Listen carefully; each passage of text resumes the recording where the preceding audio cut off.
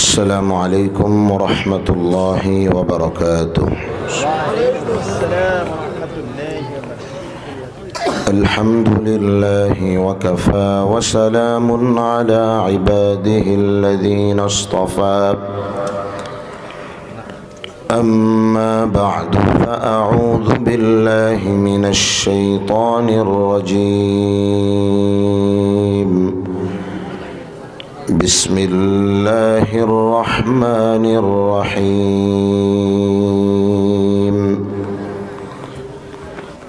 فقلت استغفروا ربكم إنه كان غفارا يرسل السماء عليكم مدرارا ويمددكم بأموال وبنين ويجعل لكم جنات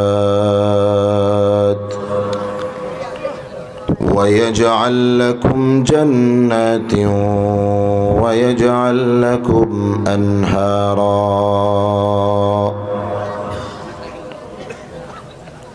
وقال رسول الله صلى الله عليه وسلم: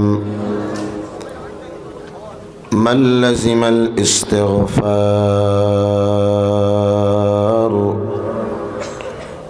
جعل الله له من كل ضيق مخرجا ومن كل هم فرجا ورزقه من حيث لا يحتسب، أو كما قال النبي عليه الصلاة والسلام. صدق الله العلي العظيم وصدق رسوله النبي الكريم، ونحن على ذلك من الشاهدين والشاكرين، والحمد لله رب العالمين। সকলে محبت درود إبراهيم পড়ি। اللهم صل على محمد وعلى آل محمد كما صليت على إبراهيم وعلى آل إبراهيم إنك حميد مجيد.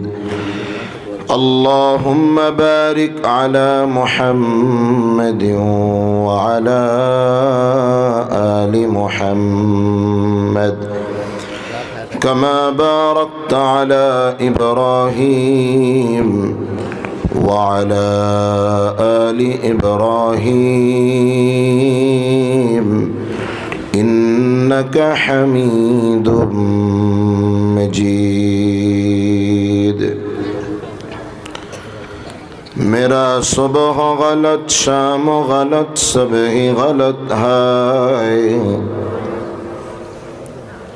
मेरा सुबह गलत शाम गलत सब ही गलत है।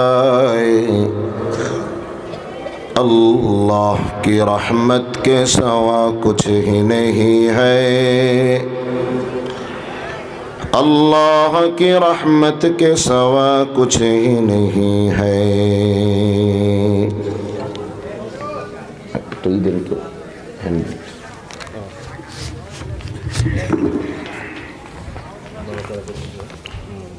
মানিকদির গোরস্থান মুন্সি গহের আলী জুলমত আলী দারুল উলুম আরাবিয়া হাফিজিয়া মাদ্রাসার উদ্যোগে 25তম বার্ষিক ওয়াজ মাহফিল।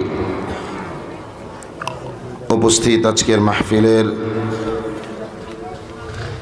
যিনি দস্তারবন্দি প্রদান করেছেন শেখুল হাদিস আল্লামা আবু দাউদ সাহেব হাফিজহুল্লাহ, উপস্থিত মাহফিলের শ্রদ্ধাভাজন সভাপতি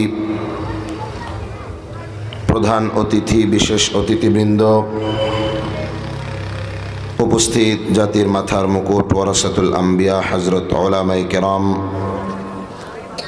আমার সামনে উপবিষ্ট এলাকার বৃদ্ধ বাবাজিরা, যুবক ভাইয়েরা, কোরআন সুন্নাহ প্রিয়, ইসলাম প্রিয় তাওহীদি জনতা, আল্লাহ রাব্বুল ইজ্জত ওয়াল জালালের দরবারে অসংখ্য অগণিত শুকর ও সুজুদ যে মহান রব্বুল আলামিন অত্যন্ত দয়া ও মায়া করে, ভালোবেসে, মহাব্বত করে গভীর রাত পর্যন্ত বসে থেকে কোরআন সুন্নাহর কথাগুলো আমাদেরকে বলার এবং শোনার তৌফিক দান করে দিলেন। এজন্য সকলেই সে মহান রব্বুল আলামিনের দরবারে দিল থেকে প্রাণটাকে উজাড় করে দিয়ে আল্লাহ আল্লাহর রসুলের প্রতি সবটুকুন ভালোবাসা আর মহাব্বত নিয়ে আল্লাহ আল্লাহর রসুলের শেখানো ভাষায় সকলেই কালিমাতুশ শুকর আদায় করি, বলে উঠি আলহামদুলিল্লাহ। সবাই পড়ি রব্বানা লাকাল হামদ হামদান কাসীরান তাইয়িবান মুবারাকান ফীহি ইয়া রাব্বি লাকাল হামদু কামা ইয়ানবাগি লিজালালি ওয়াজহিকা ওয়া আযীমি সুলতানিক আমিন ইয়া রাব্বাল আলামিন। সম্মানিত উপস্থিতি, রাত অনেক হয়েছে, গভীর রাত পর্যন্ত মাহফিল করাটাও অনুচিত। দেখা যাবে এত রাতে গিয়ে শেষ রাতে যখন ঘুমোতে যাবেন, ফজরের নামাজ পড়তে আর উঠতে মন চাইবে না। এই জন্যে আর এখন যে পরিমাণ রাত হয়েছে, বয়ানের সময় আর নেই, এখন ইস্তেগফারের সময়। কিসের সময় বলেন না, কথা বলেন, ক্ষমা চাওয়ার সময়। এই সময়টা ক্ষমা চাওয়াকে আল্লাহ তাআলা বড় পছন্দ করেন। সুবহানাল্লাহ বলেন। আল্লাহ তাআলা বলেন আস-সাবিরিনা ওয়াস-সাদিকিন والقانتين والمنفقين والمستغفرين بالأسحار। আল্লাহ রাব্বুল আলামিন যখন নাকি শেষ রাত হয়ে যায়, সাহারির সময়, যখন নাকি রাতের 1/3 অথবা 3/2 ভাগ চলে যায়, শেষ রাত যখন শুরু হয়ে যায়, আল্লাহ রাব্বুল আলামিন প্রথম আসমানে চলে আসেন, বান্দাদেরকে ডাকতে থাকেন, আলা মিন মুস্তাগফিরিন ফাগফির লাহু আলা মিন মুস্তারজিকিন ফারযুকহু। আল্লাহ তাআলা বান্দাকে ডাকেন আর বলেন, বান্দা কে আছো, ক্ষমার প্রয়োজন, আমি আল্লাহর কাছে ক্ষমা চাও, আমি আল্লাহ ক্ষমা করে দিব। কে আছো, কার রিজিকের দরকার, আমি আল্লাহর কাছে গভীর রাতে উঠে আমার কাছে রিজিক চাও, আমি আল্লাহ তাআলা তোমার রিজিকের ব্যবস্থা করে দিব। সুবহানাল্লাহ পড়েন। ওয়াল মুস্তাগফিরিনা বিল আসহার। এই সময়ের ইস্তেগফারের দাম আল্লাহর কাছে অনেক বেশি। সুবহানাল্লাহ পড়েন। এই জন্যে এখন আমরা কিছুক্ষণের মধ্যেই আল্লাহর কাছে ক্ষমা চেয়ে এরপরে বাড়ি যাব। কি বলেন, রাজি আছেন ইনশাআল্লাহ? অল্প সময় আমি আপনাদের সামনে কথা বলবো ইস্তেগফারের, কিভাবে আমরা আল্লাহর কাছে ক্ষমা চাওয়া দরকার, আর ক্ষমা চাওয়া কতটা ফজিলতের বিষয়। ইস্তেগফার হচ্ছে এমন জিনিস, 2টা জিনিস থাকলে আল্লাহ তাআলা দুনিয়াতে আযাব দেন না। কয় জিনিস, কথা বলেন না, কয় জিনিস? দুনিয়াতে আল্লাহর গজব মাঝে মাঝে আমরা দেখতে পাই। জালেম শাসক অক্টোপাসের মতো বসে যাওয়া, এটাও আল্লাহর একটা গজব। কথা বলেন ঠিক কিনা? আরো বিভিন্ন গজব দুনিয়ার মধ্যে আছে।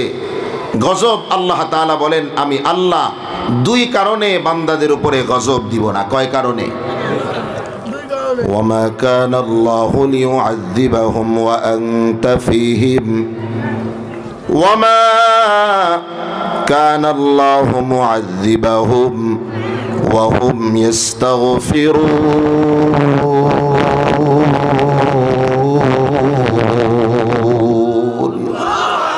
আল্লাহ রাব্বুল আলামিন নবীকে বলেন, নবী আমার, আপনি যতদিন পর্যন্ত দুনিয়ায় থাকবেন আমি আপনার বরকতে আপনি থাকা অবস্থায় আমি দুনিয়াতে আযাব দিয়া ধ্বংস করব না। 2 নম্বরে আরেকটা কাজ যখন বান্দাগুলো করবে, আপনার উম্মত 2 নম্বরে যখন নাকি আমি আল্লাহর কাছে ইস্তেগফার করবে, আমি আল্লাহর কাছে বেশি থেকে বেশি ক্ষমা চাইবে, আমি আল্লাহ রাব্বুল আলামিন আপনার উম্মতদেরকে আযাব দিয়া ধ্বংস করব না। তাহলে ইস্তেগফার পড়লে আল্লাহ তাআলা দুনিয়াতে আল্লাহর গজব দিবেন না। আমাদের মাঝে আজকে ইস্তেগফারের আমল নাই, কথা বলেন ঠিক কিনা? অথচ ইস্তেগফার এটা এমন এক আমল, কল্পনাও করতে পারবেন না আপনার জীবনের। আপনারা অনেক সময় দেখছেন হালুয়া বিক্রি করে অনেক লোকেরা, দেখছেন মজমা জমায়া, এরা এই হালুয়ার আপনার এটাকে সব রোগের প্রতিষেধক বলে প্রমাণ করে। এক হালুয়াকে কি বলেন, আসে না নাই? মাথা ব্যথা, পেট ব্যথা, গ্যাস্ট্রিক, আলসার, যত ধরনের রোগ আছে সব রোগ ভালো করে কোন জিনিস? এক হালুয়া। আমার ভাইয়েরা, এইটা যদিও হালুয়াওয়ালাদের চাপা, এক হালুয়ায় কখনো সব রোগ ভালো হওয়া সম্ভব নয়। কিন্তু আল্লাহ তাআলা ইস্তেগফার বান্দার জন্য এমন আমল বানায় দিলেন, আল্লাহ তাআলার কোরআন প্রমাণ করে বান্দার এক ইস্তেগফারের আমল বান্দার জীবনের সব সমস্যার সমাধান করে দিবে। হাসান বসরি রাহমাতুল্লাহি আলাইহি, ওনার কাছে এক লোক আসছেন, আয়েশা বলতেছেন আমার জমিন অনুর্বর, আমার জমিতে কতদিন পর্যন্ত বৃষ্টি নাই, এই জন্যে ফসল হয় না, আপনি আমাকে একটু তদবির দেন, আমার জন্য একটু দোয়া করেন যাতে করে আল্লাহ তাআলা আমার জমিনটাকে উর্বর বানায় দেয়, বৃষ্টি দেয়। হাসান বসরি রহমাতুল্লাহি আলাইহি বললেন, যাও যাও ইস্তাগফিরিল্লাহ, আমার কাছে দোয়া চাওয়ার দরকার নাই, তুমি আল্লাহর কাছে ক্ষমা চাও, আল্লাহর কাছে ইস্তেগফারের আমল চালু করে দাও। আরেকজন লোক আসছে, শাকা ইলাইহিল ফাকরা, ইমাম কুরতুবী বলেন হাসান বসরির কাছে আরেকজন লোক আইসা বলে আমার অভাব অনটন দূর হয় না, দারিদ্রতা আমাকে গ্রাস করেছে, আপনি আমার জন্য আল্লাহর কাছে দোয়া করেন আল্লাহ তাআলা যাতে আমার দারিদ্রতাকে দূর করে দেয়। হাসান বসরি রাহমাতুল্লাহি আলাইহি বলেন আমার দোয়া করা লাগবে না, যাও যাও তুমি আল্লাহর কাছে ইস্তেগফারের আমল চালু করে দাও। আবার আরেকজন লোক আসছে, এসে বলে হাসান বসরি আমার সন্তান হয় না, উদুল্লাহ আইয়ারযুকানি ওয়ালাদা, আল্লাহর কাছে দোয়া করেন যাতে আল্লাহ তাআলা আমাকে সন্তান দান করে দেয়। হাসান বসরি বলেন যাও যাও ইস্তাগফিরিল্লাহ, ইস্তেগফারের আমল চালু করে দাও। হাসান বসরির দরবারের খাদেম উনি কিছুটা আশ্চর্য হয়ে গেলেন। এবার হাসান বসরি রাহমাতুল্লাহি আলাইহিকে জিজ্ঞেস করেন কি ব্যাপার শায়েখ, আপনার কাছে মানুষ বৃষ্টির জন্য দোয়া চাওয়ার জন্য আসলো, আপনি বললেন ইস্তেগফারের আমল করো, আস্তাগফিরুল্লাহ পড়ো, আপনার কাছে মানুষ বলল সন্তানের জন্য দোয়া করেন, আপনি তাও বললেন ইস্তেগফারের আমল চালু করো, আপনার কাছে মানুষ অভাব অনটনের জন্য দোয়া চায়, ব্যবসায় বরকতের জন্য দোয়া চায়, আপনি তাও বললেন ইস্তেগফারের আমল করো।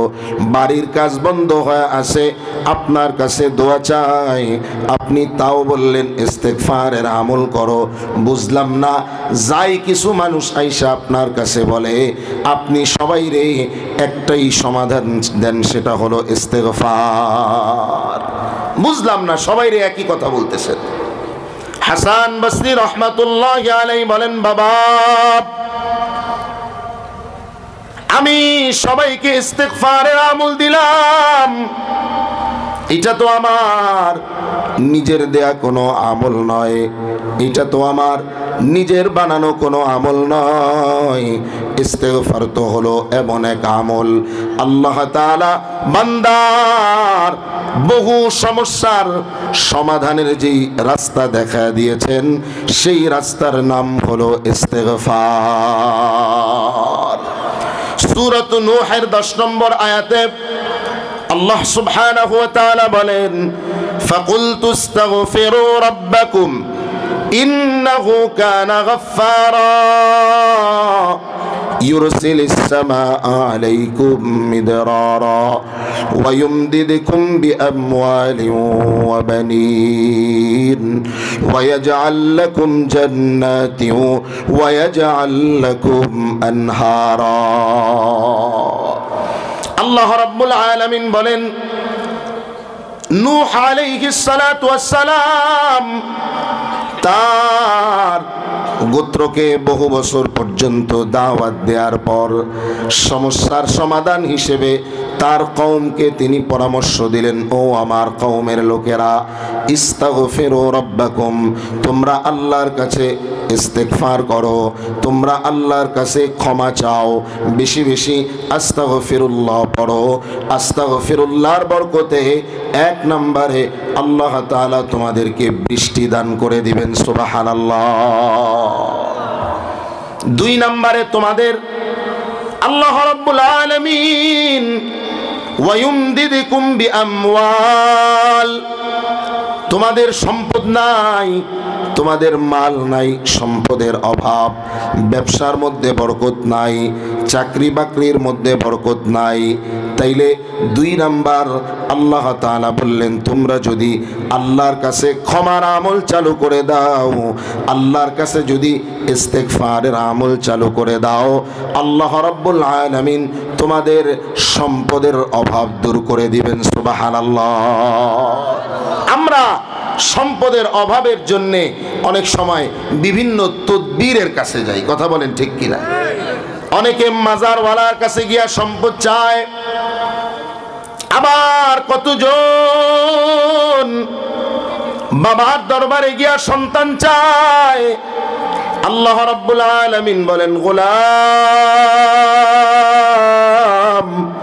আমি আল্লাহর কাছে বেশি বেশি ক্ষমা চাও, নিজের গুনাহের জন্যে আমি আল্লাহর কাছে বেশি বেশি ইস্তেগফার করো, তো তোমার সন্তান হয় না, আমি আল্লাহ রাব্বুল আলামিন তোমার সন্তানের ব্যবস্থা আমি আল্লাহ তাআলা করব, কারণ সন্তান দেওয়ার মালিক যিনি, তিনি একমাত্র কে?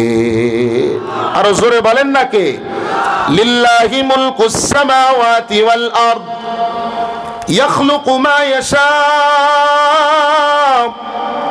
ইয়াহাবু লিমান ইয়াশাউ ইনাসা ওয়া ইয়াহাবু লিমান ইয়াশাউ যুকুর। আল্লাহ রাব্বুল আলামিন বলেন, সমস্ত ক্ষমতার মালিক একমাত্র আল্লাহ, আসমান জমিনের যা আছে সব একমাত্র আল্লাহ তাআলার।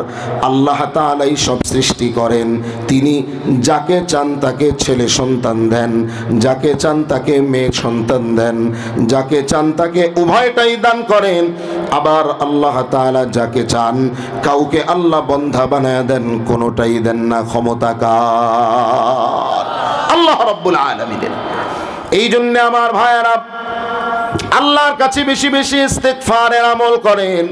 ইস্তেগফারের আমল যখন আপনার আমার জীবনের সঙ্গে হয়ে যাবে, আপনার আমার জীবনের পেরেশানিগুলো আল্লাহ তাআলা দূর করে দিবেন। আপনার আমার জীবনের সমস্ত সংকীর্ণতাকে, সমস্ত আশাকে যিনি পূরণ করে দিবেন তিনি কে? আল্লাহ রাব্বুল আলামিন। আপনার জীবনের চাওয়া পাওয়া পূরণ হয় না, নেক মাকসাদগুলো পূরণ হচ্ছে না, আপনার কোনো তাবিজের কাছে যাওয়ার দরকার অভাব, এগুলো বান্দার গুনাহের কারণে হয়ে থাকে। কথা বলেন ঠিক কিনা? এই জন্যে গুনাহের জন্য আল্লাহর কাছে ক্ষমা চান। আল্লাহ রাব্বুল আলামিন আপনার জিন্দেগির গুনাহগুলো যেমন ক্ষমা করবেন, আপনার জীবনের নেক মাকসাদ চাওয়া পাওয়াগুলো আল্লাহ তাআলা পুরা করে দিবে। ইমাম আহমদ বিন হাম্বল রহমাতুল্লাহি আলাইহি, নাম শুনছেন আপনারা? হাম্বলি মাযহাবের ইমাম ইমাম আহমদ বিন হাম্বল রহমাতুল্লাহি আলাইহি। ছোট্ট একটা উদাহরণ ওনার জীবনের, ইস্তেগফার যে মানুষের মনের চাওয়া পাওয়া, মনের নেক মাকসাদগুলো পূরণ করে দেয়, এটার একটা উদাহরণ। ইমাম আহমদ ইবনে হাম্বল রহমাতুল্লাহি আলাইহি যুগের বড় ইমাম ছিলেন তিনি, বড় আল্লাহওয়ালা, বড় বুজুর্গ আল্লাহর গোলাম ছিলেন তিনি। ইমাম আহমদ বিন হাম্বল রহমাতুল্লাহি আলাইহি উনি একবার ওনার বাড়ির থেকে মোটামুটি বেশ দূরত্বে একটা বাজার, ওই বাজারে গেলেন। মনে করেন চিনাখরা বাজারে উনি বাজার করার জন্য গিয়েছেন। যাওয়ার পরে বাজারে গেলেন। বাজার তৎকালীন সময়ে তো আর আমাদের সময়ের মতো এত দ্রুতগামী বাহন ছিল না, যে কারণে হেঁটে হেঁটে তিনি বাজার পর্যন্ত গিয়েছেন। তো বাজার করে করে যে ফিরবেন, ফেরার সময় গভীর রাত হয়ে গেছে, এশার নামাজের সময় হয়ে গেছে। তো মসজিদে এশার নামাজ যখন আদায় করলেন, উনি চিন্তা করলেন এত রাতে আমি আবার এই মসজিদ থেকে বাড়ির দিকে যাব, গভীর রাত, রাস্তায় কি হয় না হয়, এই জন্য চিন্তা করলেন রাতটা আমি এই মসজিদের মধ্যেই অবস্থান করি। রাতটা আমি কোথায় অবস্থান করি? মসজিদে থাকি। সকালবেলায় আস্তে আস্তে আল্লাহ বিল্লাহ করতে করতে বাড়ির দিকে রওনা হব। ইমাম আহমদ বিন হাম্বল রহমাতুল্লাহি আলাইহি ইশার নামাজ আদায় করার পর ওনার মসজিদের মধ্যে, যেই মসজিদে নামাজ পড়লেন, এশার সালাত আদায় করলেন, ওই মসজিদের মধ্যে রাত্রেবেলায় অবস্থান করতে চাইলেন। কিন্তু মসজিদের উনি যখন ওনার বাজারের ব্যাগ বা খুঁটি টুতি সাথে যাই ছিল, এইটা নিয়ে মসজিদে একটু বিশ্রাম করতে চাইলেন। মসজিদের মুয়াজ্জিন যিনি ছিলেন, উনি আবার একটু কড়া মানুষ ছিলেন, কড়া মেজাজের মুয়াজ্জিন। ইমাম আহমদ ইবনে হাম্বল যে ইনি, এটা তো আর মুয়াজ্জিন জানে না। মুয়াজ্জিন ধমক দিয়া বললেন, এই বুড়া, আপনার বাড়ি কই? মসজিদে থাকার কোনো সুযোগ নাই, তাড়াতাড়ি মসজিদ থেকে বের হন।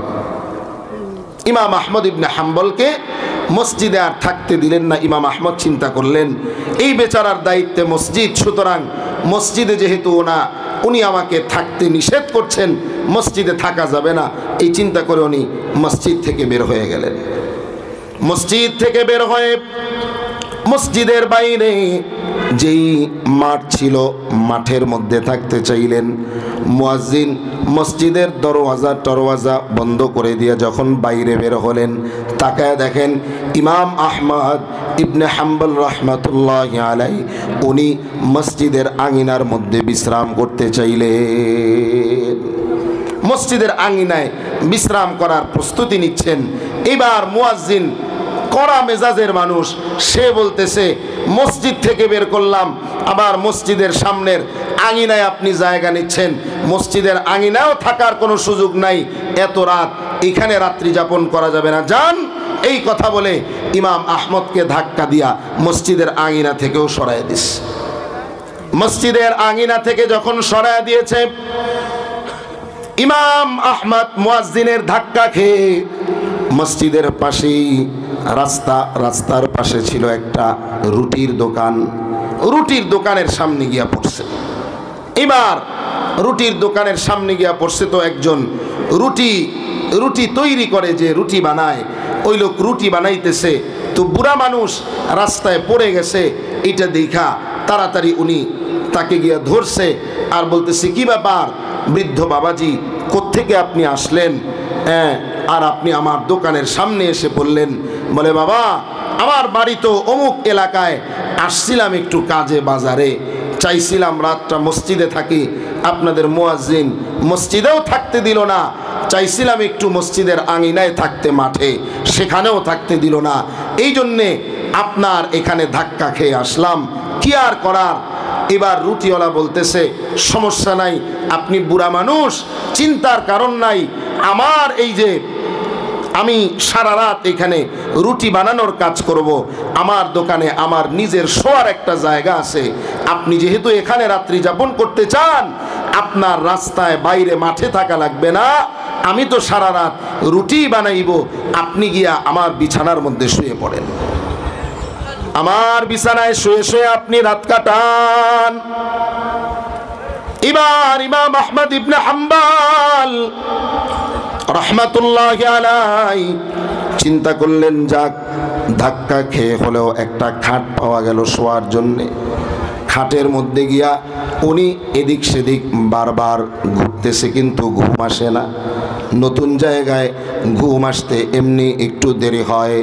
হঠাৎ করে ওনার কানের মধ্যে আওয়াজ আসতেছে, উনি শুনতে পায় যেই ব্যক্তি ওনাকে নিজের বিছানায় শুইতে দিয়েছে, যেই রুটিওয়ালা, ওই রুটিওয়ালা রুটি বানাইতেছে হাত দিয়া, আর জবান দিয়া পড়তেছে আস্তাগফিরুল্লাহ।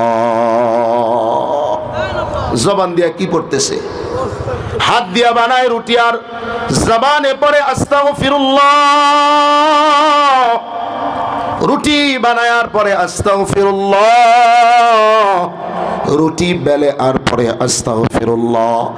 ইমাম আহমদ ইবনে হাম্বল রাহমাতুল্লাহি আলাইহি উনি রুটিওয়ালার সাথে কথা বলতে আগ্রহী হলেন। কি ব্যাপার, বেচারা রুটি বানায় আর পরে আস্তাগফিরুল্লাহ, রুটি বানায় আর পরে আস্তাগফিরুল্লাহ। উনি শোয়ার থেকে উঠে আসলেন, এমনি ঘুম আসে না, দেখি রুটিওয়ালার সাথে একটু কথাবার্তা বলি। রুটিওয়ালাকে গিয়া জিজ্ঞেস করতেছে, কি ব্যাপার বাবাজি, আমি শুনতেছি আপনি রুটি বানাইতেছেন আর পড়তেছেন আস্তাগফিরুল্লাহ। বলে কেন, কি হয়েছে? না, এরকম তো আমি কমই দেখেছি, হাত দিয়া রুটি বানান আর জবান দিয়া পড়েন আস্তাগফিরুল্লাহ। এবার রুটিওয়ালা বলতেছে, আমি এই রুটি আজকে বহু বছর যাবৎ রুটি বানানোর কাজ আমি করতেছি, আর আমি আমার হাতকে ব্যস্ত রাখি রুটি বানানোর কাজে, আর আমার জবানটাকে আমি ব্যস্ত রাখি আমার মালিকের কাছে ক্ষমা চাওয়ার কাজে।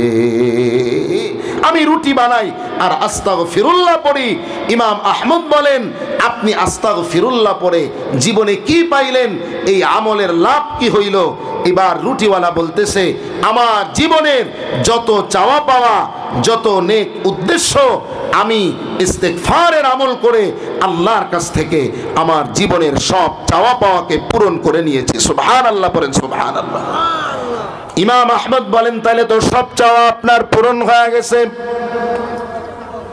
এখনো কেন আপনি পড়েন আস্তাগফিরুল্লাহ?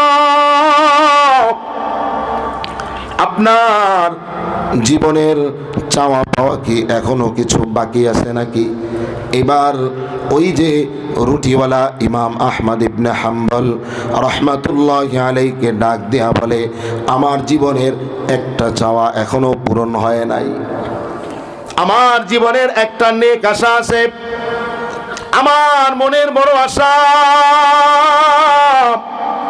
আমার মনের বড় চাহিদা হলো, আমার মনে চায় এই যুগের সবচেয়ে বড় ইমাম, এই যুগের সবচেয়ে বড় ফকিহ, এই যুগের সবচেয়ে বড় আলেম যিনি ইমাম আহমদ ইবনে হাম্বল রাহমাতুল্লাহি আলাইহি, আমি ওনার নাম জীবনে অনেক শুনেছি, আমি ওনার কথা, ওনার প্রশংসা জীবনে অনেক শুনেছি, কিন্তু জীবনে তার সাথে দেখা করার সৌভাগ্য হয় নাই।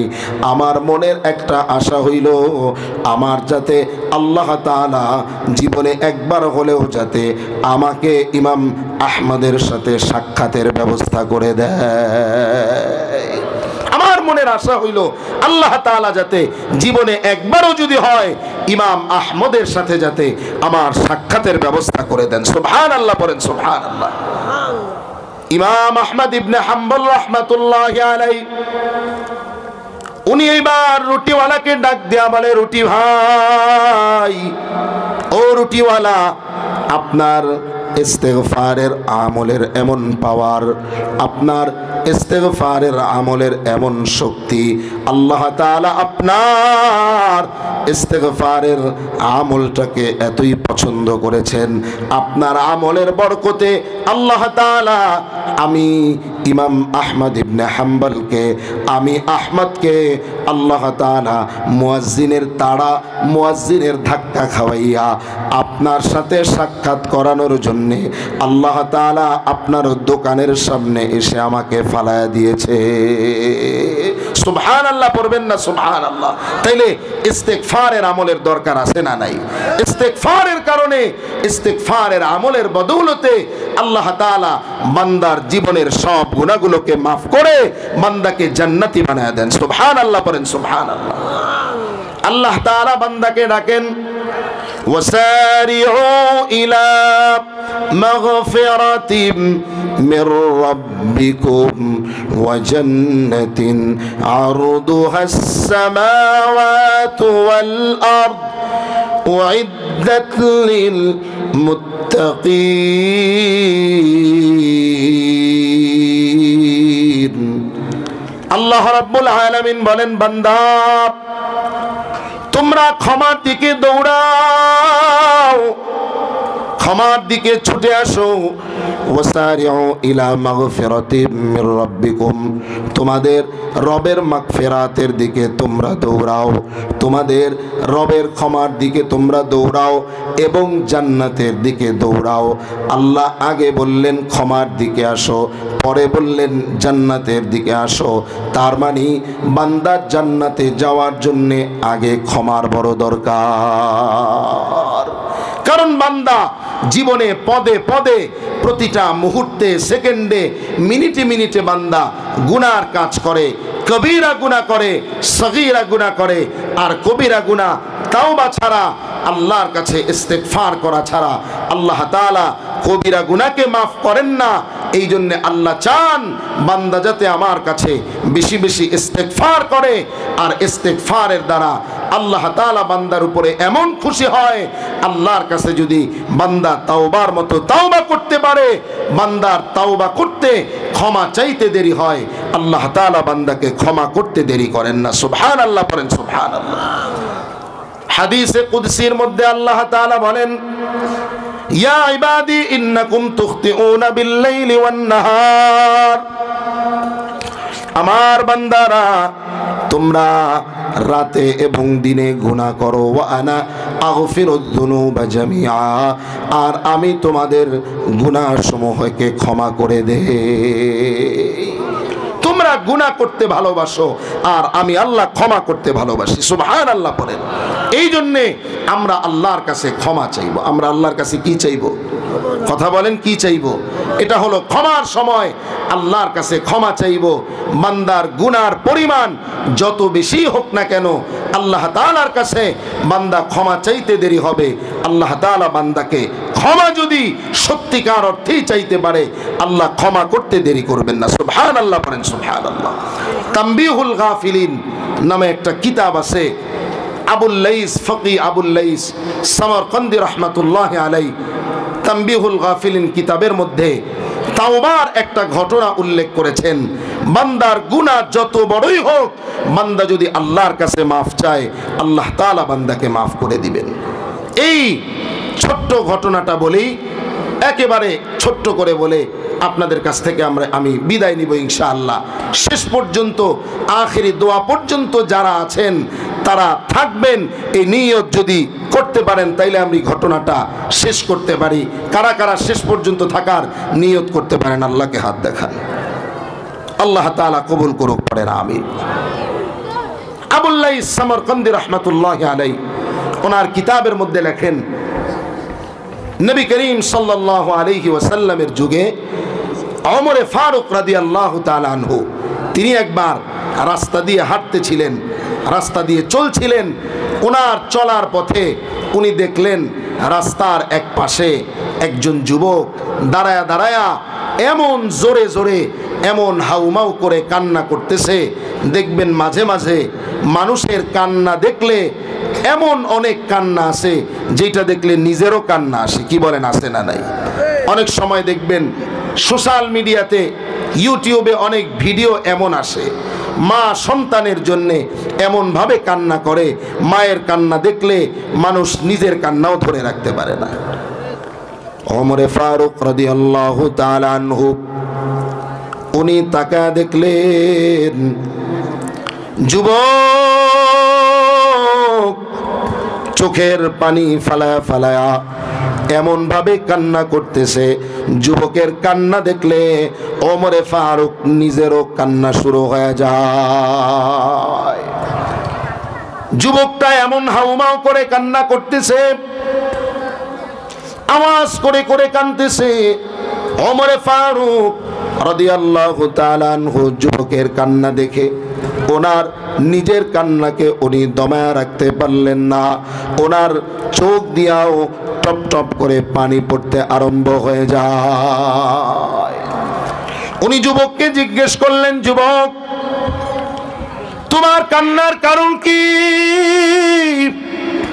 কি কারণে তুমি এমন অঝোর ধারায় কান্না করতেছো? আমাকে একটু বলো, তোমার কান্নার কারণটা একটু আমাকে জানাও। যুবক বলে, আপনার কাছে কান্নার কারণ বলে লাভ নাই। ওমরে ফারুক রাদিয়াল্লাহু তাআলা আনহু তিনি আর জিজ্ঞেস করলেন না। উনি কাঁদতে কাঁদতে নবীর দরবারে চলে গেলেন। আল্লাহর নবীর দরবারে যখন গেলেন, নবীজি সাল্লাল্লাহু আলাইহি ওয়াসাল্লাম ওমরে ফারুককে জিজ্ঞেস করলেন, কি ব্যাপার ওমর, তুমি এমন করে তুমি কেন কান্না করতেছো? বলে, ওগো আল্লাহর নবী, রাস্তা দিয়ে আমি আপনার কাছে আসার সময় একজন যুবককে দেখলাম। যুবকটা এমনভাবে কান্না করতেছে, যুবকটা এমন হাউমাউ করে চিৎকার করে কাঁদতেছে। যুবকের কান্না দেখে আমি আমার কান্নাকে থামাতে পারি না। যুবকের কান্না দেখলে যে কারো কান্না চলে আসবে। আল্লাহর নবী বলেন, তাই নাকি? কেন কান্না করে? বলে, কান্নার কারণ তো আমাকে বলে নাই। যাও যাও, যুবককে আমার দরবারে আমার কাছে নিয়ে আসো। ওমরে ফারুক চলে গেলেন, যুবকের কাছে গিয়া বলেন, যুবক আল্লাহর নবী তোমাকে ডেকেছেন, তোমার কান্নার কারণ জানতে চেয়েছেন। যুবক এইবার আল্লাহর নবীর কাছে চলে যায়। নবী করিম সাল্লাল্লাহু আলাইহি ওয়াসাল্লাম যুবককে জিজ্ঞেস করতেছেন, ও যুবক তুমি কেন কান্না করো? তোমার কান্নার কারণ কি? আমার ভাইরা, যুবক এইবার আল্লাহর নবীকে ডাক দিয়া বলে, ও নবী, আমি এমন এক গুনাহ করেছি, এমন এক মারাত্মক গুনাহ করেছি, আমার বড় ভয় হয়, আমার বড় টেনশন পেরেশান হয়ে গেছি। আমি এমন মারাত্মক গুনাহ করেছি, আমার মনে হয় আল্লাহ তাআলা আমার গুনাহ মনে হয় মাফ করবেন না। অনেক বড় গুনাহ আমার হয়ে গেছে। আল্লাহর নবী বললেন, কি এমন বড় গুনাহ করেছো? তোমার গুনাহ কি আল্লাহর আরশের চাইতেও বড় নাকি? বলে, হ্যাঁ, আমার কাছে মনে হয় আমার গুনাহ আল্লাহর আরশের চাইতেও বড়। বলে, কি এমন গুনাহ করলা? তোমার গুনাহ কি আল্লাহর কুরসির চাইতেও বড় নাকি? বলে, হ্যাঁ, আমার কাছে মনে হয় আমার গুনাহ আল্লাহর কুরসির চাইতেও আরো বড়। গুনাহকে বড় মনে করা, গুনাহকে ভয়ঙ্কর মারাত্মক মনে করা, এটা ইমানদারের একটা গুণ। কথা বলেন ঠিক কিনা? মুনাফিক গুনাহ করে কিন্তু গুনাহকে মশার মতো মনে করে, এটা কোনো ব্যাপারই না। কিন্তু ইমানদার যখন একটা গুনাহ করে, ইমানদারের অন্তরের মধ্যে আল্লাহর ভয় যদি থাকে, ইমানদার চিন্তা করবে, আমি গুনাহ করলাম না জানি আসমান আমার উপরে ভেঙে পড়ল। যুবক বলতেছে, আল্লাহর নবী বললেন, কি এমন গুনাহ করেছো? তুমি কি জেনা করেছো? বলে না, আমি শুধু জেনা করি নাই, আমি জেনা করি নাই, বরং তার চাইতেও মারাত্মক গুনাহ করেছি। তুমি কি কাউকে হত্যা করেছো? বলে না, আমি কাউকে হত্যা করি নাই, এর চাইতেও আরো মারাত্মক গুনাহ করেছি। কি এমন গুনাহ করলাম যেই গুনাহ আল্লাহর আরশের চেয়ে বড়?